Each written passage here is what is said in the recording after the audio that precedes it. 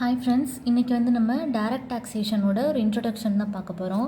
First tax அப்படின்னா என்னென்னு பார்த்துடலாம். இப்போது ஒரு கவர்மெண்ட்டோட ப்ரைமரி டியூட்டி என்ன அப்படின்னா அவங்க சிட்டிசன்ஸோட வெல்ஃபேரை டேக் கேர் பண்ணுறது. ஃபார் எக்ஸாம்பிள், அது ஹெல்த் கேராக இருக்கட்டும், செக்யூரிட்டியாக இருக்கட்டும், எஜுகேஷன் வைஸாக இருக்கட்டும். பிகாஸ் கவர்மெண்ட் ஹாஸ்பிட்டல் நடத்துகிறாங்க, அதில் நமக்கு சீப்பாக டேப்லெட்ஸ் கொடுக்குறாங்க. And then education, government schools வச்சுருக்காங்க, அதுலேயும் நமக்கு கம்பேரிட்டிவ்லி லெஸர் ஃபீஸ் வாங்குகிறாங்க. அண்ட் தென் நம்ம பார்டரில் நமக்கு சேஃப்கார்ட் பண்ணுறதுக்காக என்னென்னலாம் பண்ணணுமோ அதெல்லாம் பண்ணிகிட்ருக்காங்க. ஸோ இதுக்கெல்லாம் அவங்களுக்கு எப்படி காசு வருது அப்படின்னா நம்ம கட்டுற டேக்ஸ் தான் அவங்களுக்கு ஒரு மெயின் ரெவன்யூவே. ஸோ கவர்மெண்ட்டோட ஒரு மெயின் ரெவன்யூ சோர்ஸ் என்னென்னு பார்த்தீங்கன்னா tax. Taxes are compulsory contribution to the government by public. அதாவது டேக்ஸஸ் கம்பல்சரியாக எல்லாருமே கட்டணும். வரிங்கிறது ஒரு கம்பல்சரியான விஷயம். அதுலேருந்து யாரும் நான் கட்ட மாட்டேன் அப்படின்னு சொல்லக்கூடாது. அப்படி சொன்னாங்கன்னா அது ஒரு குற்றமான விஷயம். ஸோ டேக்ஸஸ் கம்பல்சரியாக எல்லாருமே கட்டணும் கவர்மெண்ட்டுக்கு.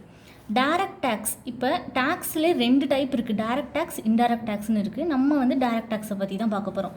Incidents and impact fall on the same person.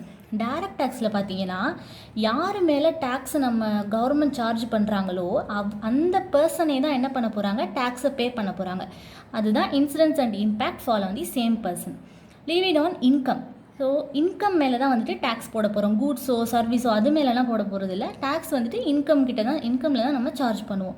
So அதான் எக்ஸாம்பிள் இன்கம் டேக்ஸ் அப்படின்னு சொல்லியிருக்காங்க. இன்கம் டேக்ஸ்னால் நம்ம இன்கமில் சார்ஜ் பண்ணுற டேக்ஸு. Progressive in nature. அதாவது ப்ரோக்ரஸிவ் இன் நேச்சர்னால் இப்போ ஒரு பர்சனோட இன்கம் 50,000 வச்சுக்கோங்க. அந்த 50,000க்கு தான் அவங்க டேக்ஸ் கட்டணும். ஸோ 5 lakh அப்படிங்கிறப்போ டேக்ஸ் கூடுது. அண்ட் தென் 50 lakh சம்பாதிக்கிறவங்க அதுக்கேற்ற மாதிரி ஹையர் டேக்ஸ் கட்டணும். அது மாதிரி இது ஒரு ப்ரோக்ரஸிவ் இன் நேச்சர். அதாவது higher the income higher the tax. எவ்வளோக்கு எவ்வளோ நம்ம அதிகமாக இன்கம் ஏர்ன் பண்ணுறோமோ நம்ம அவ்வளோக்கு அவ்வளோ ஹையராக டேக்ஸ் பே பண்ணணும். அதுதான் ப்ரோக்ரஸிவ் இன் நேச்சர் டேக்ஸஸ். அதாவது நம்ம டேக்ஸ் எப்படி நம்ம கலெக்ட் பண்ணணும், யார் கலெக்ட் பண்ணுவா, யார்கிட்ட அந்த பவர் இருக்குது அப்படின்னு நம்ம கான்ஸ்டியூஷன் ஆஃப் இந்தியாவில் எந்த பார்ட்டில் சொல்லியிருக்காங்க, இல்லை எந்த ஆர்டிக்கலில் சொல்லியிருக்காங்க அப்படிங்கிறது தான் நம்ம படிக்க போகிறோம். ஸோ இந்திய அரசியலமைப்பில் என்னென்னலாம் இருக்குதுன்னு சொல்லியிருக்காங்க நம்ம புக்கில். ப்ரியாம்பிள் 22 parts, 444 articles, 12 schedules இதெல்லாம் இருக்குது. ப்ரியாம்பிள்ங்கிறது ஒரு முகப்புரை, அதாவது முன்னுரை மாதிரி என்னென்னலாம் இருக்குது, நம்ம சட்டம் என்னென்னலாம் இருக்குது அப்படிங்கிற ஒரு முகப்புரைன்னு நம்ம சொல்லுவோம். ஓகே, அது நமக்கு டீட்டெயிலாக வேணாம். இப்போது நம்ம டேக்ஸை பற்றி எந்த ஆர்டிக்கலில் சொல்லியிருக்காங்க கான்ஸ்டியூஷன் ஆஃப் இந்தியாவில், ஆர்டிக்கல் 246 அப்படிங்கிற ஆர்டிக்கலில் நம்ம என்ன சொல்லியிருக்காங்கன்னா இந்த சட்டத்தையே 3 லிஸ்ட்டாக பிரிக்கிறாங்க. Union list, state list, concurrent list. So ஏன் இப்படி பிரிக்கிறாங்கன்னா இந்த லிஸ்ட்டில் சொல்லியிருக்க டேக்ஸஸை சேஞ்ச் பண்ணுறதுக்குரிய பவர் யார் கையில் இருக்குது அப்படின்னா, யூனியன் லிஸ்ட்டை சேஞ்ச் பண்ணுறதுக்குரிய பவர் சென்ட்ரல் கவர்மெண்ட்டுக்கிட்ட இருக்குது. ஸ்டேட் லிஸ்ட்டை சேஞ்ச் பண்ணுறதுக்குரிய பவர் ஸ்டேட் கவர்மெண்ட்டுக்கிட்ட இருக்குது. கன்கரண்ட் லிஸ்ட்டில் இருக்கிற ரேட் ஆஃப் டேக்ஸஸோ இல்லை ஏதாவது சேஞ்ச் ஆகணும் அப்படின்னா 2 பேருமே அதில் முடிவெடுக்கலாம். அதுதான் both central and state.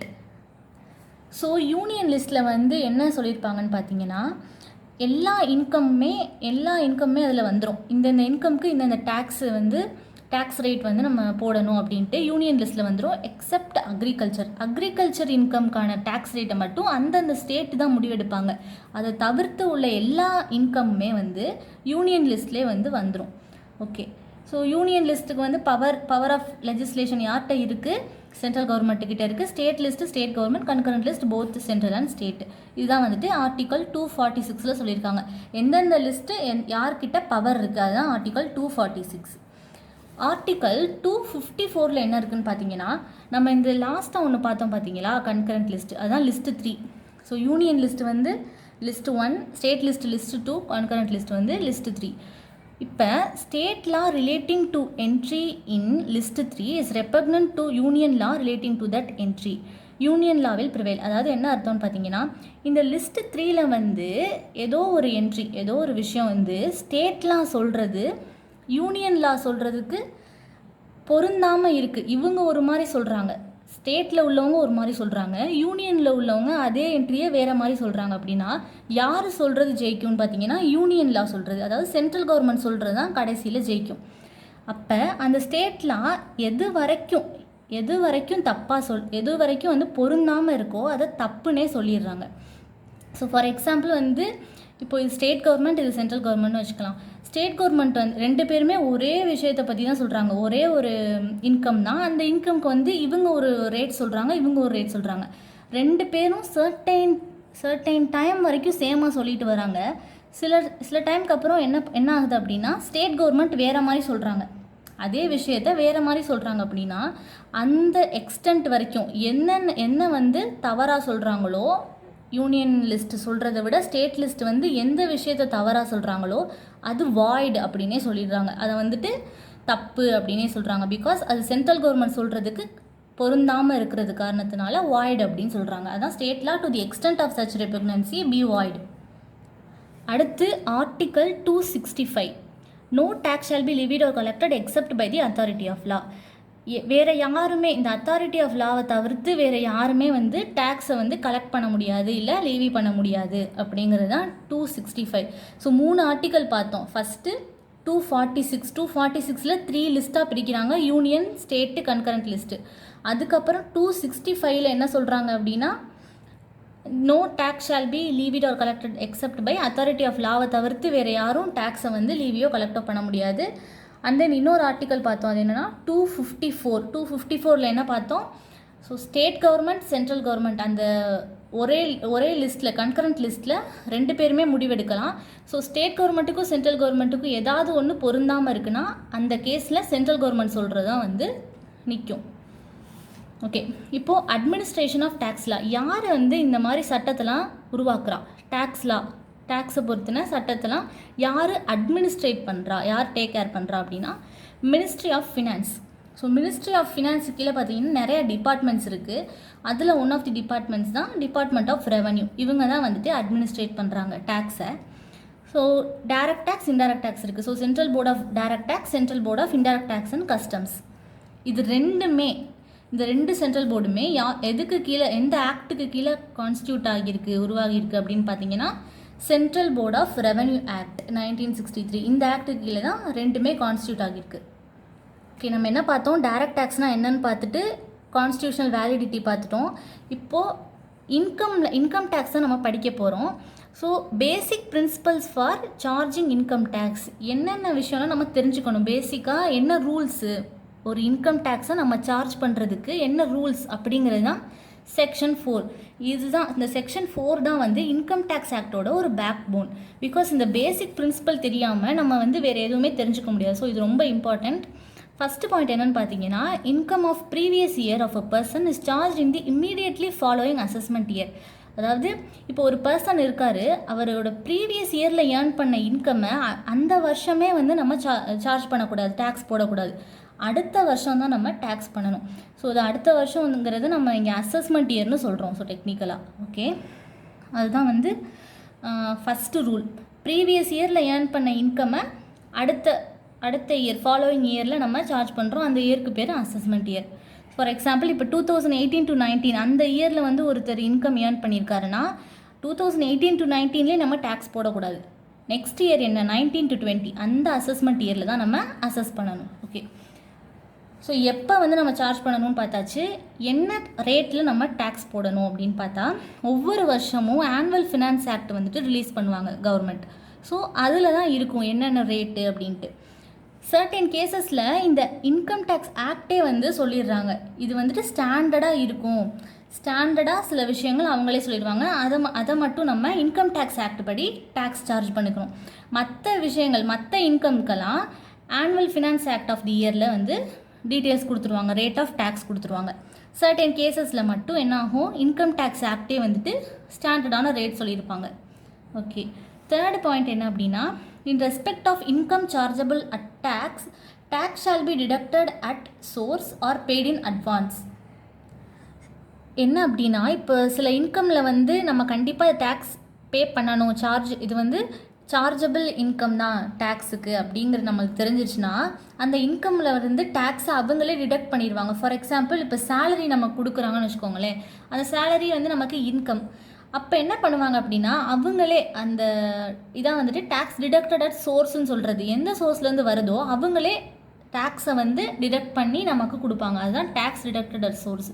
So income chargeable at டேக்ஸாக இருந்துச்சுன்னா அவங்களே வந்து என்ன பண்ணிக்கலாம், டிடக்டட் அட் சோர்ஸ்னால் டிடக்ட் பண்ணிக்கலாம் அப்படின்னு சொல்கிறாங்க. இல்லாட்டி அட்வான்ஸாக பே பண்ணிக்கலாம் இந்த டேக்ஸை.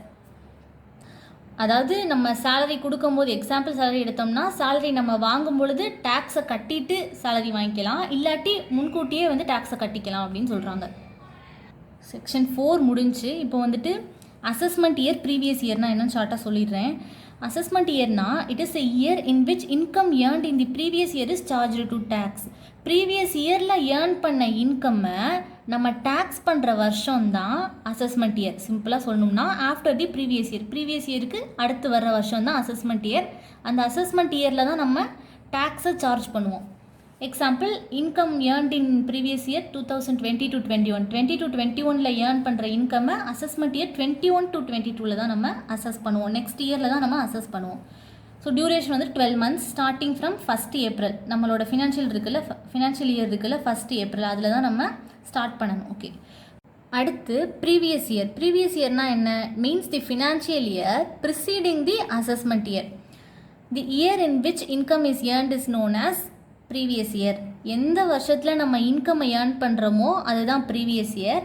It means the financial year preceding the assessment year. Assessment இயருக்கு ப்ரிசீடிங்காக இருக்கிறது தான் previous year. Okay, and then assessee. அசஸினா simple, a person by whom any taxes payable under this act. இந்த ஆக்டுக்கு கீழே யார் டேக்ஸ் கட்டணுமோ அவங்க தான் அசஸி. ஓகே, அண்ட் தென் பர்சன் வந்து 7 கேட்டகரியாக பிரிக்கிறாங்க. ஏன் அப்படின்னா நம்ம அப்கமிங் லெசன்ஸில் டிஃப்ரெண்ட்டாக நம்ம படிப்போம். ஸோ டிஃப்ரெண்ட்டாக படிக்கும் பொழுது இண்டிவிஜுவலுக்கு ஒரு ரேட் ஆஃப் டேக்ஸ் சொல்லுவாங்க, ஹிந்து அன்டிவைடட் ஃபேமிலிக்கு ஒரு மாதிரி டேக்ஸ் ரேட் இருக்கும். அண்ட் தென் ரெசிடென்ஷியல் ஸ்டேட்டஸ்னு ஒன்று படிப்போம், அதுவும் வந்துட்டு இந்த 7 கேட்டகரிஸ்க்கு மாறும். அதனால தான் அந்த பர்சனை வந்து நம்ம 7 கேட்டகரியாக பிரிக்கிறாங்க. Individual, Hindu undivided family, company, firm அப்படின்னு 7 டைப்ஸாக பிரிக்கிறாங்க. இது வந்து நமக்கு புக்கிலே இருக்கும், சிம்பிளாக தான் இருக்கும், நீங்களே ரீட் பண்ணி பாருங்கள். இன்கேஸ் ஏதாச்சும் டவுட் இருந்தால் சொல்லுங்கள், நம்ம வீடியோ போடலாம் இதுக்கும் தனியாக. ஓகே, நெக்ஸ்ட்டு வந்து ஹெட்ஸ் ஆஃப் இன்கம். நம்ம இன்கம் வந்து டேக்ஸ் வந்து இன்கமில் தான் சார்ஜ் பண்ணுவோம் அப்படின்னு பார்த்தாச்சு. அந்த இன்கம்லேயே வேரியஸ் ஹெட்ஸ் இருக்குது. என்னன்னு பார்த்தீங்கன்னா சேலரிங்கிற பொழுது அதுவும் நமக்கு ஒரு இன்கம், அதை வந்து ஒரு தனி ஹெட்டாக பிரிச்சிடுறாங்க. அந்த இன்கம் ஃப்ரம் ஹவுஸ் ப்ராப்பர்ட்டி, நம்ம ரெண்ட்டுக்கு விடுறோம்ல வீடு, அதுலேருந்து நமக்கு என்ன வருது, இன்கம் வருது, அது வந்து ஒரு head. Profit and gains of business or profession, நம்ம ஏதாவது ஒரு பிஸ்னஸ் பண்ணுறோம் இல்லை நம்ம ப்ரொஃபஷன்லேயே நமக்கு கெயின் வருது அப்படின்னா அதெல்லாம் வந்து ஒரு ஹெட்டாக பிரிக்கிறாங்க. Profit and gains of business or profession அப்படின்ட்டு. கேபிட்டல் கெயின்ஸ்னால் கேபிட்டல் அசட்டை நம்ம ட்ரான்ஸ்ஃபர் பண்ணுறதுனால நமக்கு வர்ற இன்கம், அதை பற்றிலாம் நம்ம கேபிட்டல் கெயின்ஸில் படிப்போம். அந்த இன்கம் ஃப்ரம் அதர் சோர்சஸ், இது இல்லாமல் ஏதாவது நமக்கு இன்கம் வருதுன்னா அதை இந்த ஹெட்டுக்கு கீழே நம்ம சார்ஜ் பண்ணுறோம். இதை வந்து நம்ம ரெசிடுவல் ஹெட் அப்படின்னு சொல்கிறாங்க, இந்த இன்கம் ஃப்ரம் அதர் சோர்சஸை. For computation of income, all taxable income should fall under any of the 5 heads of income. நம்ம ஒரு இன்கமில் டேக்ஸ் சார்ஜ் பண்ணுறோம் அப்படின்னா அந்த இன்கம் இந்த 5 ஹெட்டுக்கு கீழே ஏதாவது ஒரு ஹெட்லையாவது வந்தாகணும், அப்போ தான் நம்ம சார்ஜ் பண்ண முடியும் tax. Significance, income chargeable under one head cannot be charged under other head. இப்போது நீங்கள் வந்து சேலரியை வந்து சேலரி ஹெட்டில் டேக்ஸ் சார்ஜ் பண்ணிட்டீங்க அப்படின்னா அதை வந்து அதே இன்கம்மை நீங்கள் இன்கம் ஃப்ரம் அதர் சோர்ஸஸில் டேக்ஸ் பண்ண முடியாது. ஒரு ஹெட்டுக்கு கீழே தான் ஒரு இன்கம்மை டேக்ஸ் பண்ண முடியும் அப்படின்னு சொல்கிறாங்க. ஸோ செல்ஃப் கண்டென்ட் ப்ரொவிஷன், ஒவ்வொரு ஹெட்டுக்கு கீழேயும் ஒவ்வொரு ப்ரொவிஷன்ஸ் இருக்குது, ரூல்ஸ் இருக்குது. If income is charge under wrong head then benefit of deduction under right head is not available. டிடக்ஷன்னு ஒன்று நமக்கு வரும் இந்த டைரக்ட் டேக்ஸில். டிடக்ஷன் அப்படிங்கிறது என்ன அப்படின்னா நம்ம டேக்ஸ்லேருந்து சில சலுகைகள் நமக்கு கிடைக்கிது, அது அந்த அமௌண்ட்டை நம்ம டேக்ஸ் கட்டாமல் ரெடியூஸ் பண்ணிக்கிற அமௌண்ட்டு தான் டிடக்ஷன். சப்போஸ் நம்ம ஒரு இன்கம்மை தப்பான ஹெட்டில் சார்ஜ் பண்ணிட்டோம் அப்படின்னா அதை ரைட்டான ஹெட்டில் சார்ஜ் பண்ணியிருக்கும் பொழுது நமக்கு சில டிடக்ஷன் கிடைக்கிது இல்லை, அந்த டிடக்ஷன் வந்துட்டு நமக்கு கிடைக்காம போயிடுது. ஃபார் எக்ஸாம்பிள், இப்போ சேலரிக்கு கீழே தான் நம்ம சேலரியை என்ன பண்ணணும், சார்ஜ் பண்ணணும் டேக்ஸு.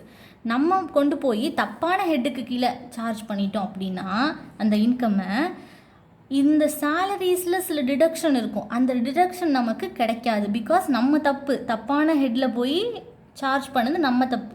அதனால் நம்ம எப்போவுமே கரெக்டான ஹெட்டில் தான் சார்ஜ் பண்ணணும். தப்பான இதில் பண்ணிட்டோன்னா டிடக்ஷன் ஃபெசிலிட்டி நமக்கு கிடைக்காது.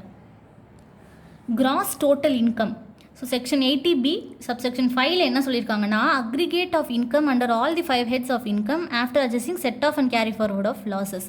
எல்லா இன்கம் அந்த 5 ஹெட்ஸ் நம்ம இப்போ பார்த்தோம்ல, அதில் உள்ள எல்லா ஹெட்ஸையுமே நம்ம டோட்டல் பண்ணால் நமக்கு கிடைக்கிறது தான் cross total income. Deductions under chapter 6A is provided from cross total income. அந்த கிராஸ் டோட்டல் இன்கம்மை கால்குலேட் பண்ணதுக்கு அப்புறம் தான் அதில் இருந்து தான் நம்ம என்ன பண்ணுவோம், டிடக்ஷனை லெஸ் பண்ணுவோம். டிடக்ஷன்ஸ் எல்லாமே சாப்டர் 6Aல தான் இருக்கும். ஸோ டிடக்ஷன்ஸை வந்து நம்ம GTI அதாவது கிராஸ் டோட்டல் இன்கமில் இருந்து தான் நம்ம டிடக்ஷனை லெஸ் பண்ணணும். லெஸ் பண்ணால் கிடைக்கிறது தான் டோட்டல் இன்கம். நம்ம வந்து எப்படி டோட்டல் இன்கம்மை ரவுண்ட் ஆஃப் பண்ணுறதுன்னு சொல்லியிருக்காங்க. So rounded off to the nearest multiple of ₹10. For example இப்போ 41,645 இருக்குது, ஓகேவா. ஸோ இந்த 45 வந்துருச்சு அப்படின்னா நியரஸ்ட் 10 என்ன, 45, 46, 47, 48, 49, 50. 50 தான் மல்டிபிள் ஆஃப் 10. ஸோ அப்படி ரவுண்ட் ஆஃப் பண்ண சொல்கிறாங்க. 5 இல்லாட்டி 5க்கு மேலே இருந்துச்சுன்னா நியரஸ்ட் மல்டிபிள் ஆஃப் 10ஓட நம்ம என்ன பண்ணிடணும், ரவுண்ட் ஆஃப் பண்ணிடணும். சப்போஸ் 5க்கு கீழே இருக்குது, 41,644 இருக்குது அப்படின்னா அதுக்கு நியரஸ்ட்டாக என்ன இருக்குது, 40 தான் இருக்குது. அதனால அப்படி ரவுண்ட் ஆஃப் பண்ணணும். ஃபார் எக்ஸாம்பிள் இப்போ 254 இருக்குன்னு வச்சுக்கோங்க.